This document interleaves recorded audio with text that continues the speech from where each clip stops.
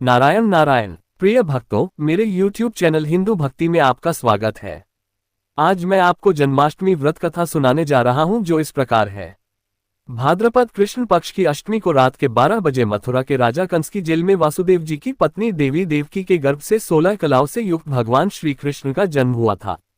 इस तिथि को रोहिणी नक्षत्र का विशेष महात्म्य है। इस दिन देश के समस्त मंदिरों का श्रृंगार किया जाता है। कृष्णावतार के उपलक्ष्य में झांकियां सजाई जाती है। भगवान कृष्ण का श्रृंगार करके झूला सजाया जाता है। स्त्री पुरुष रात के 12 बजे तक व्रत रखते हैं। रात को 12 बजे शंख तथा घंटों की आवाज से श्री कृष्ण की जन्म की खबर चारों दिशाओं में गूंज उठती है। भगवान श्री कृष्ण की आरती उतारी जाती है और प्रसाद वितरण किया जाता है। प्रसाद ग्रहण कर व्रत को खोला जाता है।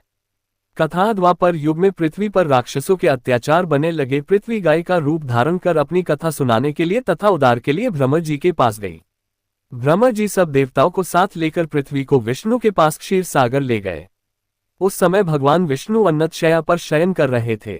स्तुति करने पर भगवान की निद्रा भंग हो गई। भगवान ने ब्रह्मा एवं सब देवताओं को देखकर उनके आने का कारण पूछा तो पृथ्वी बोली, भगवान मैं पाप के बोझ से दबी जा रही हूँ, मेरा उद्धार कीजिए। ये सुनकर विष्णु बोले, मैं ब्रज मंडल में वासुदेव की पत्नी देवकी गर्भ से जन्म लूंगा।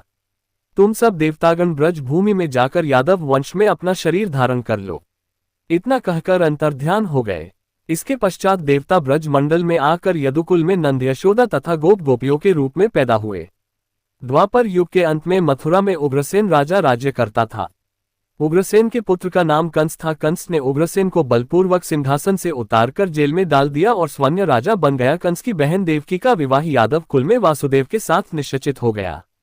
जब कंस देवकी को विदा करने के लिए रथ के साथ जा रहा था तो आकाशवाणी हुई कि हे कंस, जिस देवकी को तू बड़े प्रेम से विदा करने कर रहा है उसका 8वां पुत्र तेरा संहार करेगा।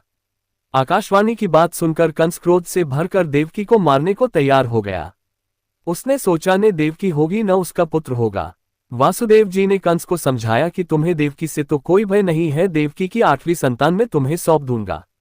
तुम्हारे समझ में जो आए उसके साथ वैसा ही व्यवहार करना। कंस ने वासुदेव जी की बात स्वीकार कर ली और वासुदेव देवकी को कारागार में बंद कर दिया।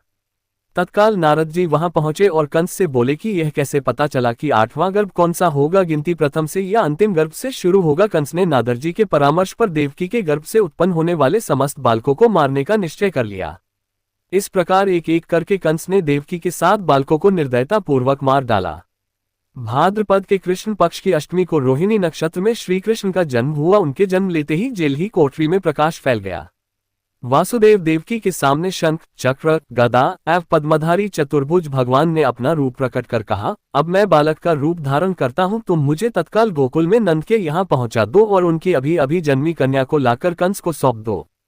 तत्काल वासुदेव जी की हथकड़ियां खुल गई।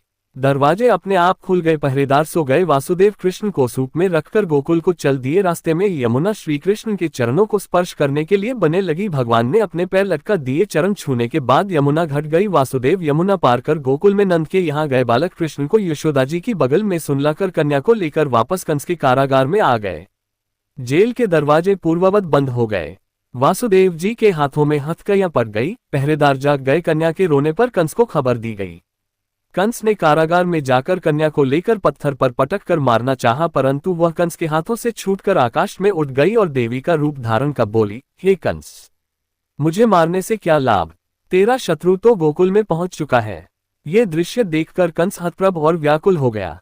कंस ने श्री कृष्ण को मारने के लिए अनेक दैत्य भेजे। श्री कृष्ण ने अपनी अलौकिक माया से सारे दैत्यों को मार डाला। बड़े होने पर कंस को मारकर उग्रसेन को राजगद्दी पर बैठाया। श्री कृष्ण की पुण्यतिथि को तभी से सारे देश में बड़े हर्षोल्लास से मनाया जाता है। हमें उम्मीद है जन्माष्टमी व्रत कथा आपको पसंद आई होगी। अगर आपको ये कथा पसंद आई है तो चैनल को सब्सक्राइब, लाइक और शेयर जरूर करें। ऐसे ही व्रत कथा सुनने के लिए जुड़े रहें मेरे YouTube चैनल हिंदू भक्ति के साथ।